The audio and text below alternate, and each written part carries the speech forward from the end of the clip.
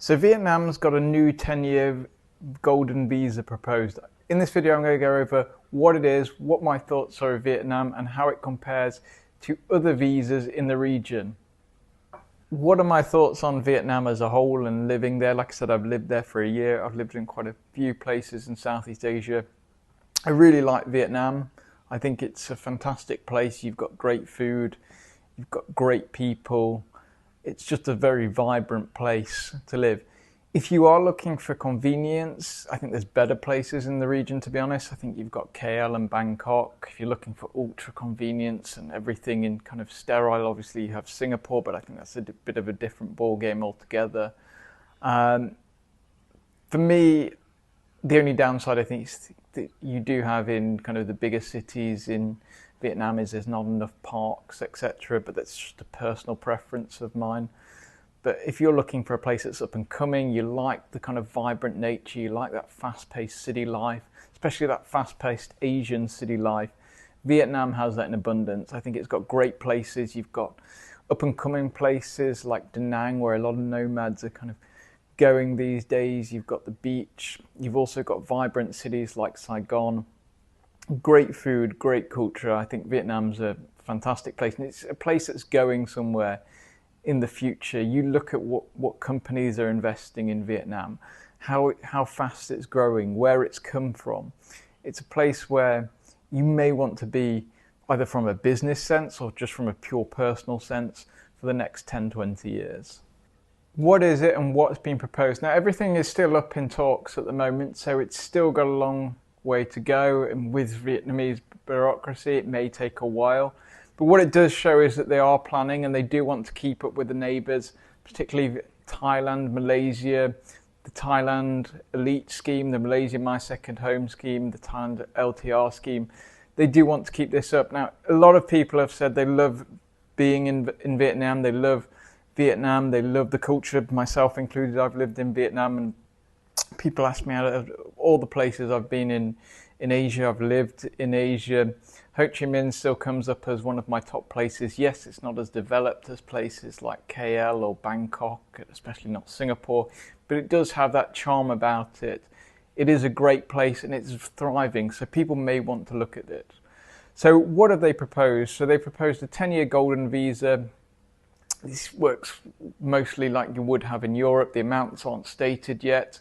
They've got a 10-year investor visa, and this could lead to PR. Now, this is quite different to what you have in other Asian countries. So, for example, if you take what we had with Thailand and the elite or the LTR, you basically get 10 years or 20 years with the elite, and you can renew it, etc. But it's very rare you can get PR, the same as in Malaysia. They're countries which are quite hard to get permanent residency. This is something different where it does come to PR, potentially in 5 years. So this is something very attractive for those who want to stay long term in Vietnam. And also you've got a 5-year talent visa that's been proposed as well. Yes, it's still all in the kind of makings and what's going to happen, but I think this is a good way forward of what Vietnam is doing. So how does it compare with others in the region and the tax advantages of it? Like, we obviously don't know the full tax advantages of it, but you do have tax-friendly systems in places in the region. So, for example, Malaysia, even Thailand, the non-dom scheme, Singapore as well, it's quite low tax, the Philippines. Indonesia has a scheme, but it's not too tax efficient. So in terms of other visas that's offered in the region, we've spoke about the MH2 visa. I think that's a great option. You can also live in kind of the Borneo side of Malaysia for cheaper. You've got Thailand's elite visa, the LTR, and now I guess you've got the digital nomad visa, although I wouldn't put this in the same category as that. You've got Indonesian, where you can put up around $129,000 into a bank and get residency. You've got the Philippines Smile options, and you've got Cambodia as well. Cambodia's one can also lead to citizenship. How do I think it compares? I think it's a direct competitor to Malaysia and Thailand. I think it's, from the basis of what it looks like, it's probably a better option that it can have residency, especially if you're looking to spend kind of a few months of the year there. Vietnam may not be the most tax-friendly place in the world, but if you're looking to spend a place of the year in Southeast Asia, it may be a good option on that. And if you want to get permanent residency, that's quite hard to get in Southeast Asia, with probably the exception of Cambodia, where you can get citizenship. Again, it's one of those options that you may be looking for. So what do I think of this process? I think it's a great option. Like I said, people have been living in Vietnam for a while, and they've been doing kind of visa runs or staying with setting up a business. Prior to this, they did have the DT scheme. This was where if you want to stay for 1 year, you could invest 120,000 into Vietnam, or you had a 5-year option that I think was at $4 million US, or round about that number. Again, it was for those who wanted to have their business in Vietnam. This is more for those who would just want to live in Vietnam. It's a great option. I think it does compare, if it comes out, with those in the region. Why you'd want to look at this is Vietnam's an up-and-coming place. You're not going to have the growth that you would have in many other places in the world where you'd want to live. Say, for example, India, China's kind of past its peak now.